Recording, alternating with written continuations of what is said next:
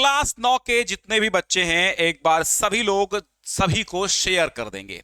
आज का जो चैप्टर है वो चैप्टर नंबर 3 है, रहीम दास का लिखा हुआ है, यानी कि रहीम दास के दोहे आज हम सभी लोग पढ़ेंगे। इनका जीवन परिचय ऑलरेडी हम पढ़ा चुके हैं, तो वो जाकर के देख लीजिएगा। तो रहीम के जो दोहे हैं उसमें पहला दोहा है, बहुत आराम से समझिएगा, एक एक मीनिंग के साथ में समझा दूंगा तो सारी चीजें आपको रट जाएंगी, ठीक है। कि जो रहीम उत्तम प्रकृति का करि सकत कुसंग, जो रहीम उत्तम प्रकृति का करि सकत कुसंग, चंदन विश्व व्यापत नहीं, लिपटे राहत भुजंग रहीमा, लिपटे राहत भुजंग। समझिए कि रहीम दास जी कहते हैं कि जो उत्तम प्रकृति माने होता है स्वभाव, स्वभाव कह लो या चरित्र कह लो, कि जो उत्तम स्वभाव और दृढ़ चरित्र वाले होते हैं, बुरी संगति में रहने पर भी उनका कुछ नहीं बिगड़ता। यानी जो रहीम उत्तम प्रकृति का करि सकत कुसंग, कुसंग माने बुरी संगति,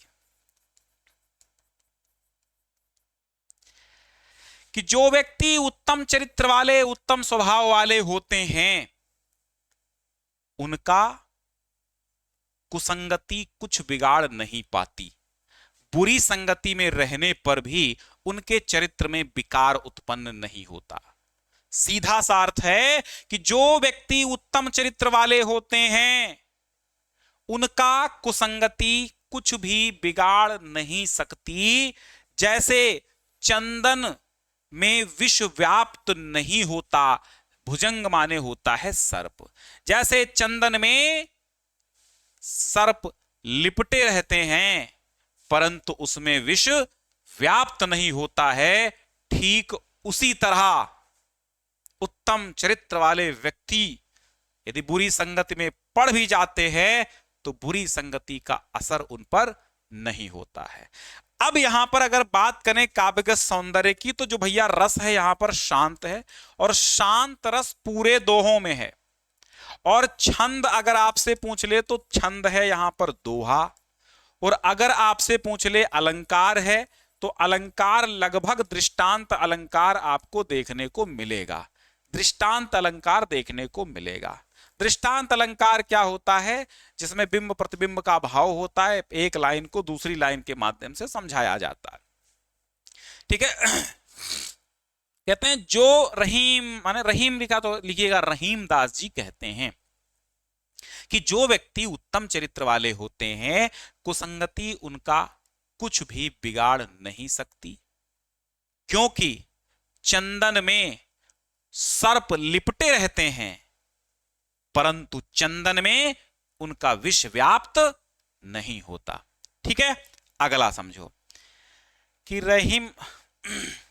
रहीमन प्रीति सराहिए, मिले होत रंग दून, रहीमन प्रीति सराहिए, मिले होत रंग दून, ज्यों जरदी हरदी तजय, तजय सफेदी चून रहीमा, तजय सफेदी चून, रहीमन प्रीति सराहिए। रहीमदास जी कहते हैं प्रीति माने होता है प्रेम। रहीमदास जी कहते हैं कि हम उस प्रेम की प्रशंसा करते हैं, उस प्रेम की प्रशंसा करनी चाहिए जिसमें दोनों प्रेमियों के मिलने से रंग दुगना हो जाता है, प्रेम दुगना हो जाता है। दोनों प्रेमी अपना अलग अलग अस्तित्व भूलकर एक दूसरे में समाहित हो जाते हैं। जैसे हल्दी पीली होती है और चूना सफेद होता है, लेकिन जब दोनों मिलते हैं तो हल्दी अपना पीलापन भूल जाती है, चूना अपनी सफेदी भूल जाता है, दोनों अलग रूप में आ जाते हैं, दोनों एकदम लाल हो जाते हैं, लाल रंग के हो जाते हैं। नहीं मानते तो चूना और हल्दी मिला के देखिएगा, ठीक है। रहीमन माने रहीम दास जी कहते हैं कि प्रीति सराहिए, सराहिए माने प्रशंसा करनी चाहिए, प्रीति माने प्रेम की, मिले माने मिलने पर, होत माने होता है, रंग दून दो गुना रंग हो जाता है। रहीम जी कहते हैं कि उस प्रेम की प्रशंसा करनी चाहिए जिसमें दो प्रेमियों का प्रेम मिलकर के दो गुना हो जाता है। यानी हम और तुम एक दोस्त मिले तो दो गुना रंग हो जाए, मतलब वो भी अपना अस्तित्व भूल जाए, तुम भी अपना अस्तित्व भूल जाओ, एकदम अलग रंग में ढल जाओ, अलग आनंद हो जाए। वो भी अपनी पीड़ा परेशानी दुख सुख भूल जाए, तुम भी अपना दुख सुख भूल जाओ, दोनों का एक सुख और एक दुख हो जाए, तो वो सच्चा प्रेम होता है। तो रहीम यही कहते हैं कि रहीमन प्रीति सराहिए, कि उसी प्रेम की प्रशंसा करनी चाहिए जिसमें मिलन पर दो गुना रंग हो जाता, अर्थात मिलने पर प्रेम दोगुना हो जाता है। जिस प्रकार, ज्यों माने जिस प्रकार, जर्दी माने पीलापन, हरदी माने हल्दी, तजे माने त्याग देती है, तजे सफेदी चून, और चूना अपनी सफेदी त्याग देता है, और दोनों ही एक अलग रंग में आ जाते हैं। चूना और हल्दी एक साथ मिलाए जाने पर लाल रंग तैयार होता है। वहां पर चूना अपनी सफेदी छोड़ देता है और हल्दी अपना पीलापन त्याग करके दोगुने रंग में, एक अलग रंग में हो जाते हैं, एक रूप हो जाते हैं।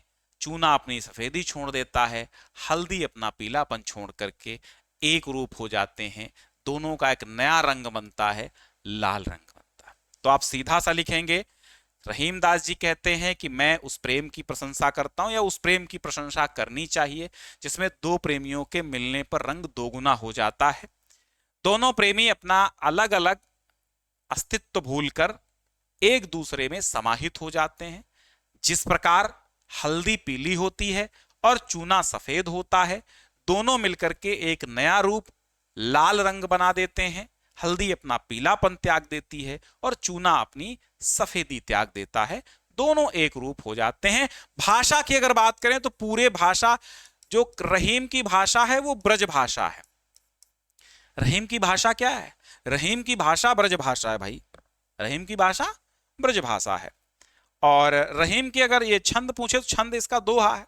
अलंकार दृष्टांत यहां पर भी है, ठीक है। फिर आगे देखो, टूटे सुजन मनाइए जो टूटे 100 बार, रही मन फिर फिरी पोइए टूटे मुक्ताहार, रहीमा टूटे मुक्ताहार, टूटे सुजन मनाइए। टूटे सुजन यानी जो व्यक्ति सज्जन है, सुजन माने सज्जन, तो टूटे सुजन, टूट जाएं, सुजन टूट माने अलग हो जाएं। सज्जन व्यक्ति अगर तुमसे रूठ कर अलग हो जाएं तो भी उनको मनाया जाना चाहिए, उनको शीघ्र मना लेना चाहिए। टूटे सुजन मनाइए, यदि सज्जन व्यक्ति रूठ जाएं, अलग हो जाएं तो उनको शीघ्र मना लेना चाहिए। जो टूटे 100 बार, चाहे वो 100 बार ही क्यों न रूठें, जितनी बार रूठें उतनी बार उनको मना लेना चाहिए, क्योंकि वे जिंदगी के लिए बहुत आवश्यक होते हैं, ठीक है। तो टूटे यहां पर अगर रूठे लिख लेंगे तो और मजा आ जाएगा। रूठे सुजन मनाइए जो रूठे 100 बार। टूटे मतलब टूटना रूठना एक ही बात है। तो यदि सज्जन व्यक्ति रूठ जाए तो उसको मना लेना चाहिए, चाहे वह 100 बार ही क्यों न रूठे।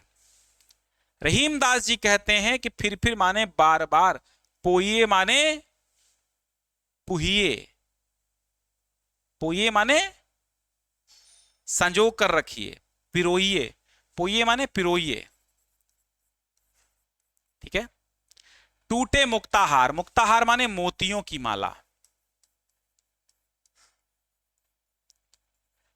मुक्ताहार माने मोतियों की माला। तो रहीमदास जी कहते हैं रूठे सज्जन, जो व्यक्ति सज्जन होते हैं रूठ जाएं तो उन्हें शीघ्र ही मना लेना चाहिए, चाहे वो 100 बार क्यों न रूठें, उन्हें 100 बार मनाएं, क्योंकि वे जीवन के लिए बहुत उपयोगी होते हैं। जैसे मोतियों का हार चाहे 100 बार टूटे, उसको बार बार पिरोया जाता है, ठीक उसी प्रकार सज्जन व्यक्ति भी चाहे 100 बार रूठे, उसे बार बार मनाया जाता है। तो यहां पर भी दृष्टांत अलंकार है। ठीक है, अगला देखो। रही मन असुआ नैन ढरी, जिय दुख प्रगट करे, जाहि निकारो गेहते, कस न भेद कही दे। रही माँ कस न भेद कही दे। अगर इनको सुनना है आपको, तो हमने एक नया चैनल आपके लिए बनाया है, दी ज्ञान सिंधु, दी ज्ञान सिंधु। ठीक है, इस चैनल पर जाकर के आप यही नहीं बल्कि अपने किताब में संकलित तमाम कविताओं को म्यूजिक के माध्यम से, तबला, हारमोनियम, गिटार, पिटार माध्यम से मैं अपना वॉइस ओवर करता हूं, फिर उस वॉइस को एडिटिंग पर लगाया जाता है, उस वॉइस को और अच्छा करके वहां पर जान ही नहीं पाओगे मेरी वॉइस है, मेरी वॉइस होती है, बट उसमें एआई की वॉइस मिक्स करके एक नए संगीत की तरह संगीतबद्ध कर दिया जाता है। तो यही है, मजा आ जाता है, ये बहुत अच्छा लगता है। पूरे दोहे आप सुनिएगा तो सब दोहे याद भी हो जाएंगे, अर्थ भी जल्दी समझ में आएगा यदि दोहा याद है। अगला है कि रहीमन असुआ नयन ढर, जिय दुख प्रगट करे, जाहि निकारो गेहते, कस न भेद कही दे। रहीमदास जी कहते हैं कि असुआ माने आंसू, नयन माने नेत्रों से, ढरी माने ढल करके, जिय माने आत्मा का दुख, प्रगट करे माने कर देते हैं। ठीक है, रहीमदास जी कहते हैं कि आंसू आंखों से निकलते ही मन के सारे दुख प्रकट कर देते हैं। जाहि निकारो गेहते, गेह माने घर से, गेह माने घर से, ढरी माने गिरकर या निकलकर या ढलकर, जाहि माने जिसको, निकारो माने निकालो, गेह माने घर से, ते माने से, कस माने क्यों नहीं, भेद कह दे, भेद क्यों नहीं कह देगा। रहीमदास जी कहते हैं कि आंखों से जब आंसू निकलते हैं तो मन के सारे दुख प्रकट कर देते हैं। कवि का कथन यह है कि जिस व्यक्ति को घर से निकाला जाएगा वो घर के सारे भेद क्यों नहीं कह देगा। अब आप एक उदाहरण लीजिए कि आपके घर में आपके चाची जी, आपके घर में या आपकी चाची जी, आपकी सिस्टर या आपका छोटा भाई या बड़ा भाई घर में झगड़ा करके वो भाग गया कहीं दूसरी जगह, या आपके घर की बहुरिया झगड़ा कर देती है और दूसरी जगह चली जाती, मतलब कहीं और जाकर के अपने किराए पर रहने लगती है, कहती मैं इस घर में नहीं रहूंगी। झगड़ा करके वो जब बाहर जाती है तो वहां जो 4 महिलाएं इकट्ठा होती हैं तो सारी जो आपकी अच्छाइयां होती हैं वो वहां बुराइयों में कन्वर्ट करके बताती है। इसलिए जिसको अभी आप घर से निकालोगे, जिस तरह रावण ने विभीषण को घर से निकाला था, उसने सारे भेद राम से कह दिए थे, तभी रावण मारा गया था। तो रहीमदास जी कहते हैं कि रहीमन असुआ नैन ढरी, जिय दुख प्रगट करई। रहीमदास जी कहते हैं कि रहीमन माने रहीमदास जी कहते हैं असुआ, असुआ माने आंसू, नैन ढरी नेत्रों से निकल करके, जिय दुख अर्थात आत्मा के सारे दुख कह देते, क्योंकि कोई व्यक्ति जब दुखी होता तो रोता है और जब रोता है तो आंसू निकलते हैं।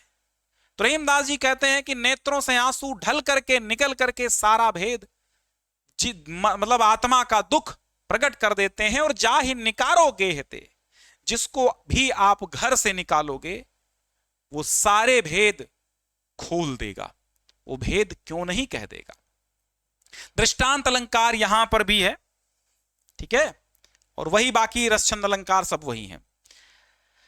कही रहीम संपत्ति सगे, बनत बहुत बहुरीत, रहीमा बनत बहुत बहुरीत, विपत्ति कसौटी जे कसे, ते ही साचे मीत, रहीमा ते ही साचे मीत। कही रहीम संपत्ति सगे।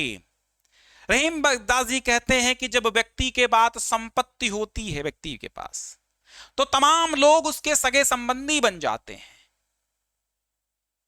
समझो कि रहीमदास जी कहते हैं कि संपत्ति जब होती है तो सगे संबंधी बनत माने बन जाते हैं बहुत सारे, और बहु माने बहुत प्रकार, रीति माने प्रकार से, बहुत प्रकार से। विपत्ति कसौटी, विपत्ति रूपी कसौटी पर, यहां रूपक अलंकार भी इसमें आ गया, विपत्ति कसौटी में रूपक अलंकार आ गया है। विपत्ति कसौटी जे कसे ते ही सांचे मीत, विपत्ति के समय भी जो मित्रता नहीं छोड़ते हैं वही सच्चे मित्र होते हैं। जो विपत्ति की कसौटी पर सदैव खरा उतरता है वही सच्चा मित्र होता है।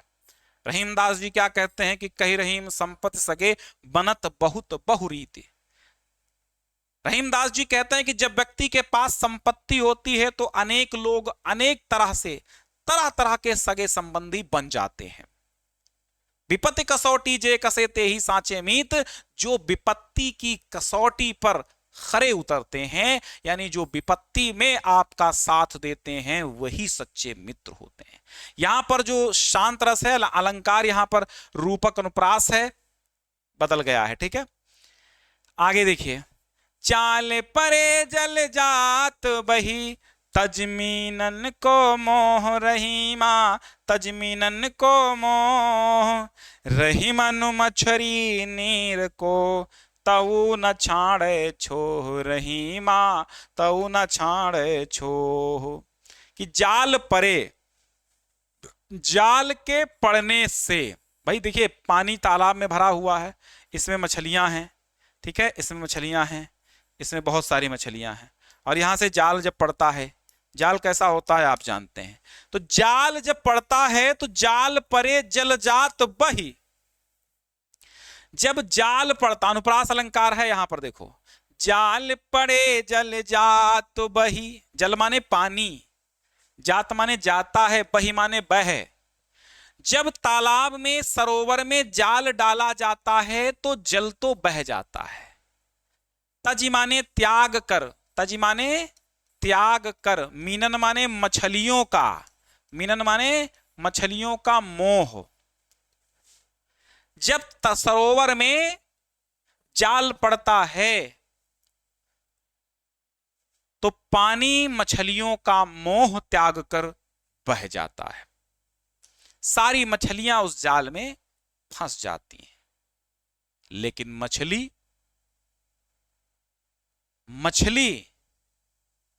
फिर भी उस जल के लिए तड़प तड़प कर मर जाती हैं। सच्चे प्रेम की यही पहचान है, सच्चे प्रेम की यही कहानी है। सच्चे प्रेम की पराकाष्ठा बताते हुए रहीमदास जी क्या कहते हैं कि जब मछली को पकड़ने के लिए जाल डाला जाता है तो जाल परे जल जात वही, तो जाल पड़ने पर सारा जल मछलियों का मोह त्याग कर बह जाता है। रहीमदास जी कहते हैं कि जो मछली होती है, नीर माने जल का, तऊ माने फिर भी, न छाणत माने नहीं छोड़ती है, छोह माने प्रेम, और यहां पर क्षोभ माने क्षोभ, क्षोभ कह सकते हैं, क्षोभ माने यहां पर ये क्षोभ होगा, क्षोभ माने दुख। फिर भी मछलियां पानी का स्नेह नहीं छोड़ती हैं और वो तड़प तड़प कर अपना तन त्याग देती हैं। जब मछली को पकड़ने के लिए नदी में जाल डाला जाता है तो मछली जाल में फंस जाती हैं और पानी अपनी सगी प्रेमिकाएं, प्रेमी मछलियों को त्याग कर बाहर निकल जाता है। लेकिन मछली जल से इतना प्रेम करती हैं कि वो पानी के बिना तड़प तड़प कर मर जाती हैं। सच्चे प्रेम की यही सच्ची कहानी है। यहां पर जो है अन्योक्ति अलंकार है। कौन सा अलंकार है? अन्योक्ति अलंकार है, रसांत है, भाषा ब्रज है कि दीन सबन को लखत है, दीन नहीं लखे न कोय रे भैया, दीन नहीं लखे न कोय, जो रही मुदी नहीं लखे, दीन बंधु सम होए, रहीमा दीन बंधु सम हो। दीन सबन को लखत है।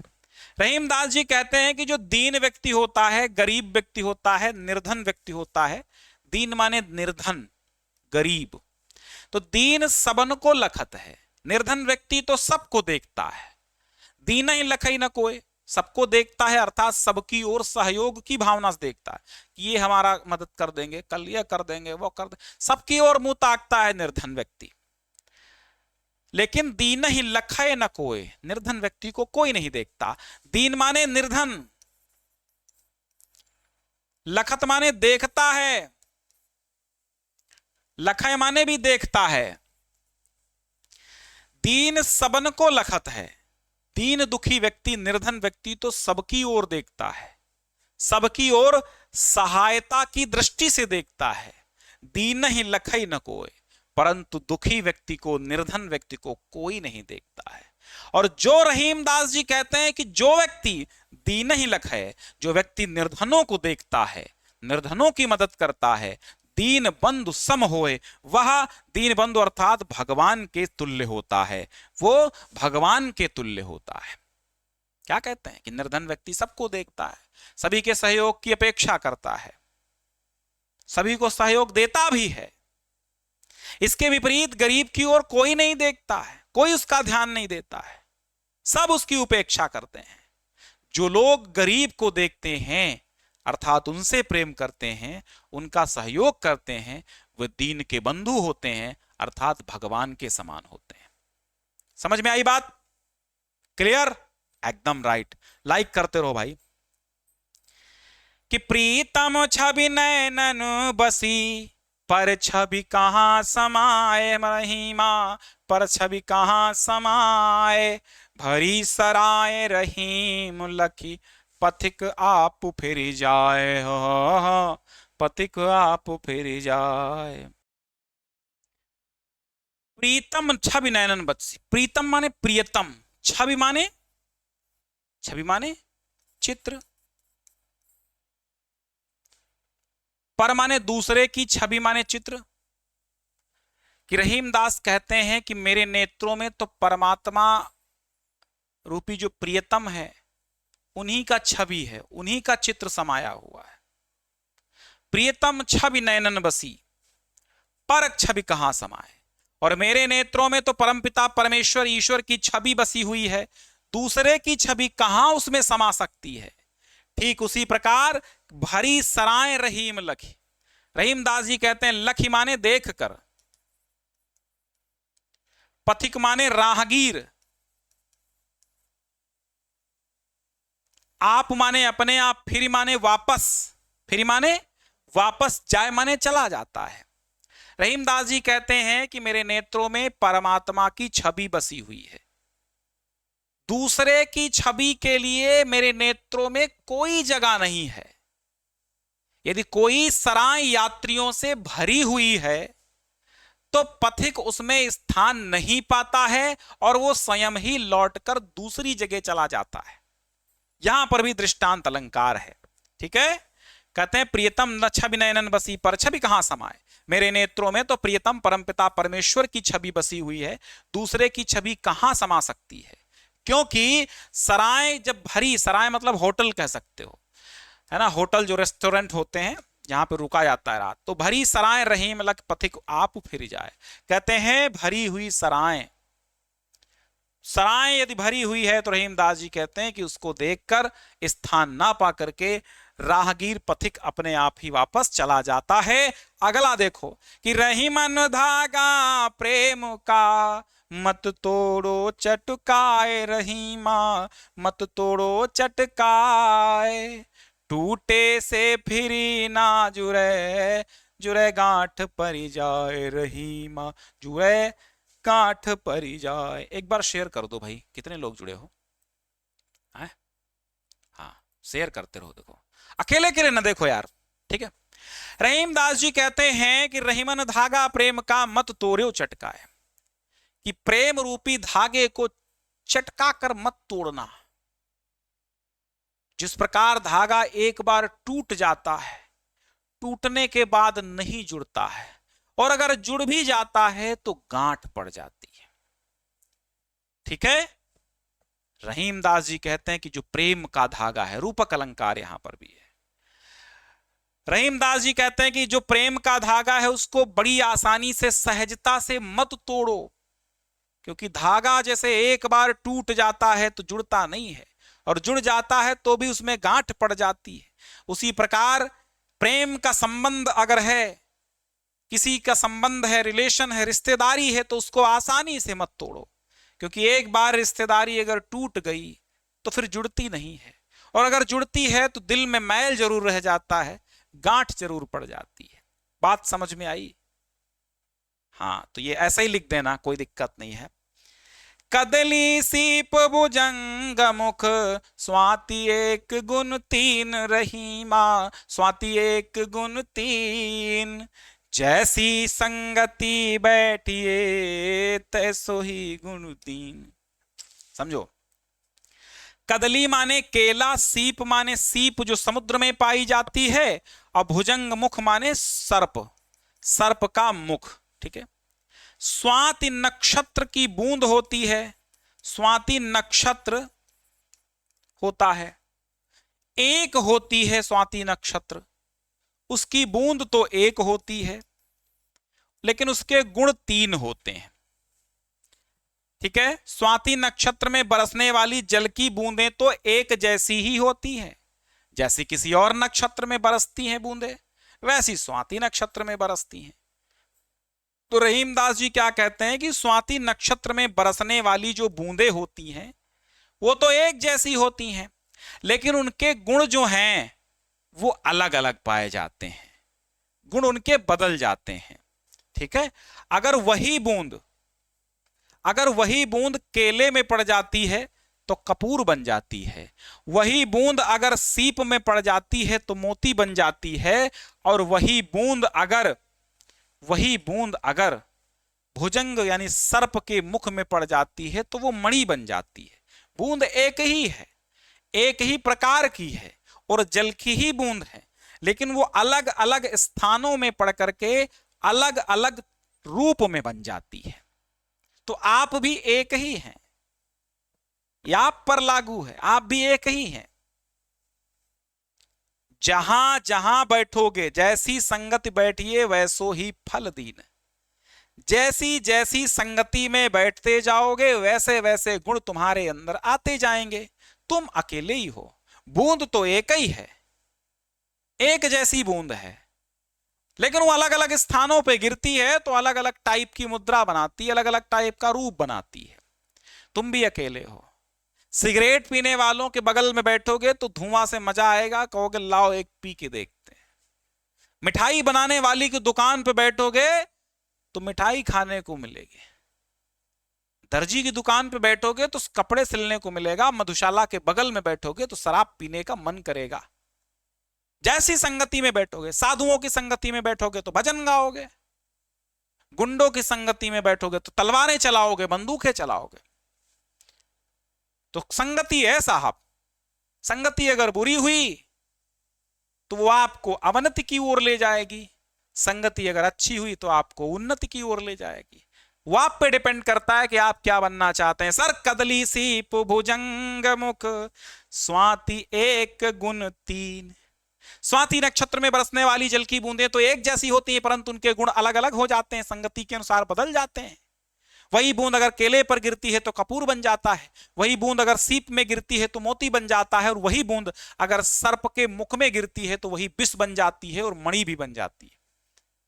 यह स्वाभाविक प्रक्रिया है, क्योंकि जैसी संगति मनुष्य करता है वैसे ही फल, वैसे ही परिणाम उसको मिलते हैं।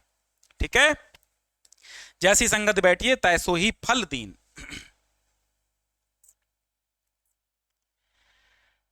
तरुवर फल नहीं खात हैं, सरवर पियहि न पान। तरुवर फल नहीं खात हैं, सरुवर पियहि न पान। और कही रहीम पर काज हित, संपत्ति सचहि सुजान रहीमा, संपत्ति सचहि सुजान।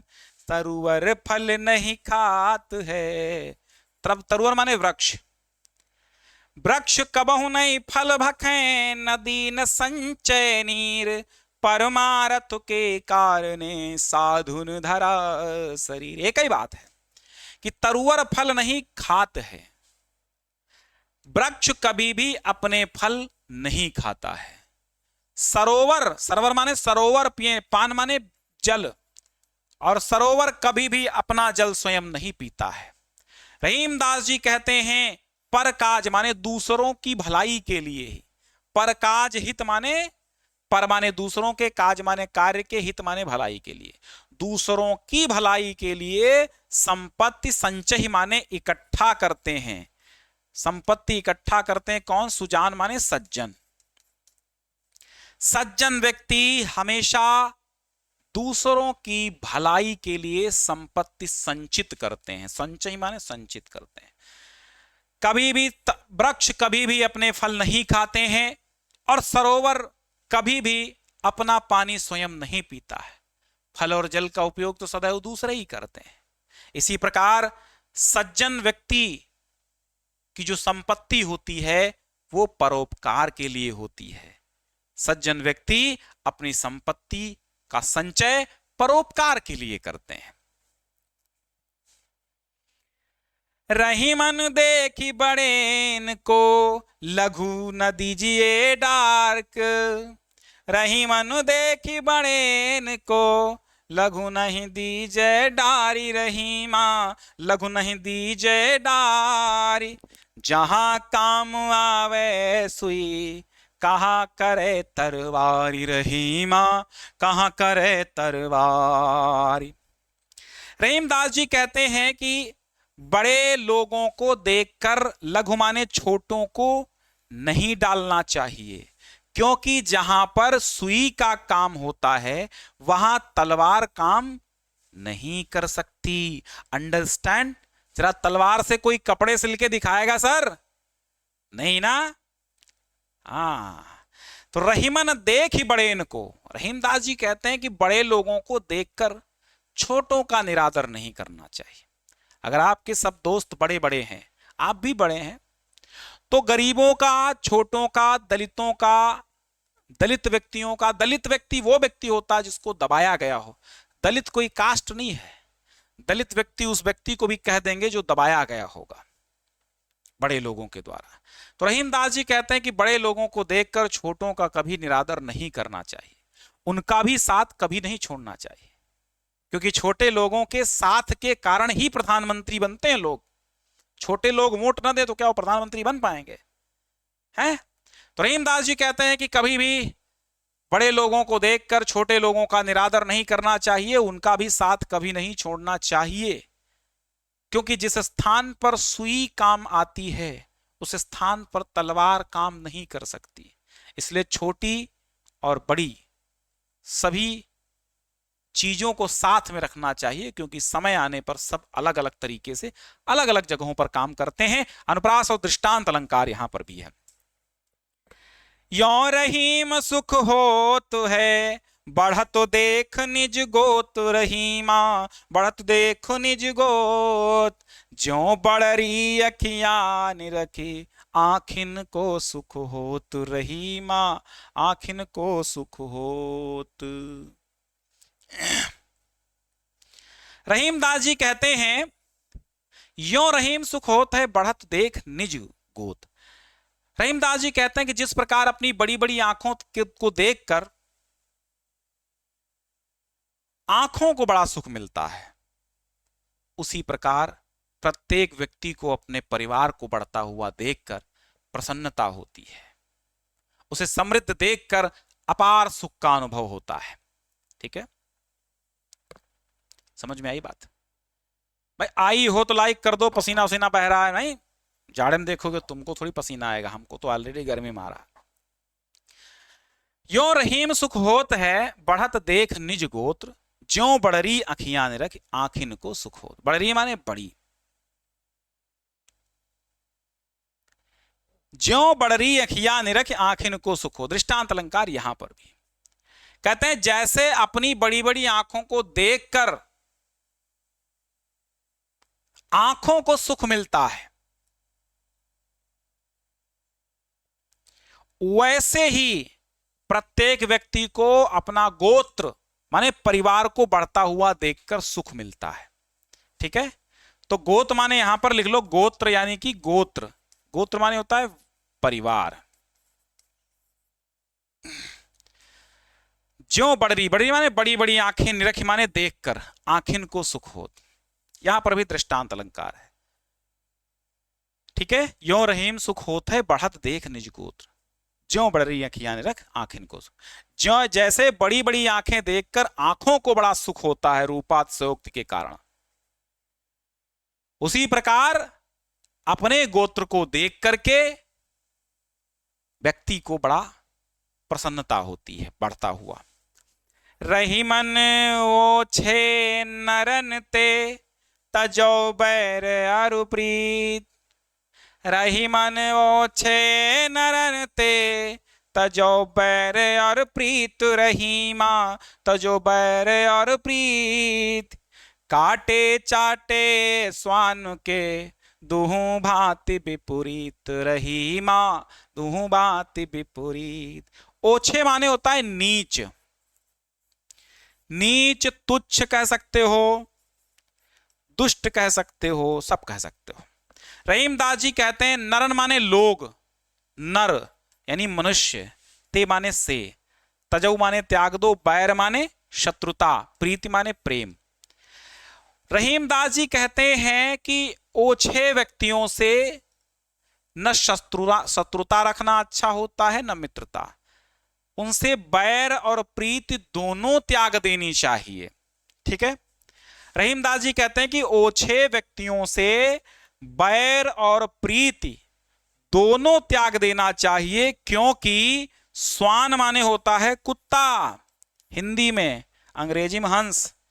तो काटे चाटे स्वान के, कुत्ता यदि काट ले तो भी उल्टा, चाट ले तो भी उल्टा। दुहु माने दोनों भांति, दोनों प्रकार से विपरीत ही होता है, उल्टा ही होता है, दोनों ही घातक होते हैं। जो व्यक्ति तुच्छ होते हैं उनसे बैर रखना प्रेम रखना दोनों ही घातक होते हैं।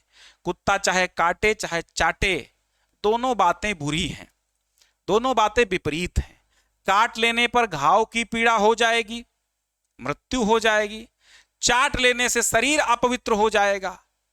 तो इसलिए ओछे व्यक्तियों से उचित दूरी बहुत जरूरी, न शत्रुता अच्छी न मित्रता अच्छी, दोनों ही घातक हैं। समझ में आई बात?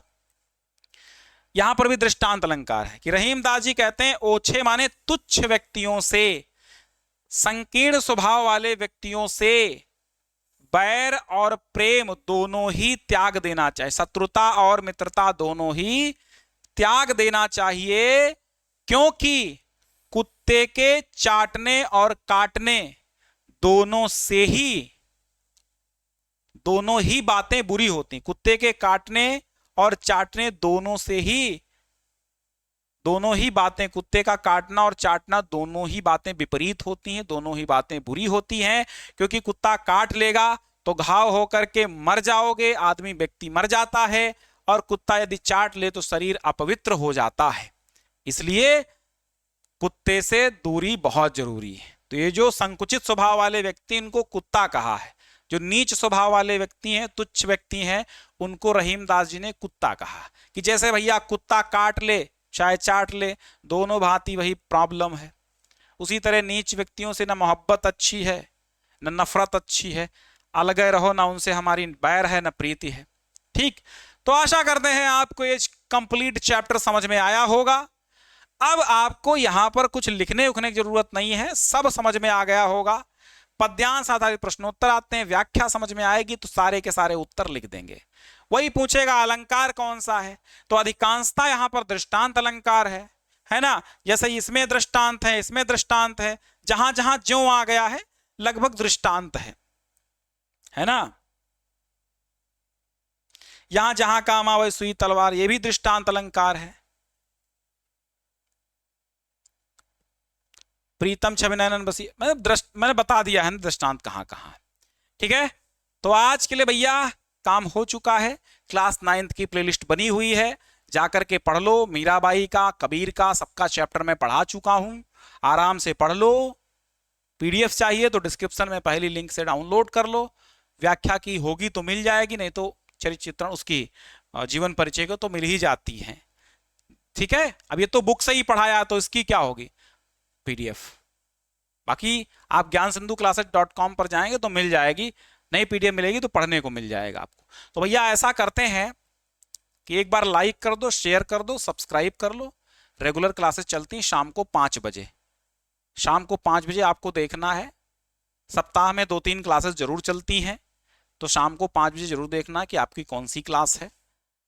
ठीक है, और मैंने जो बताया दिज्ञान सिंधु पर जाकर के रहीम दास के दोहे सुन लो, पढ़ लो, मजा आ जाएगा। ओके, बहुत बहुत शुक्रिया।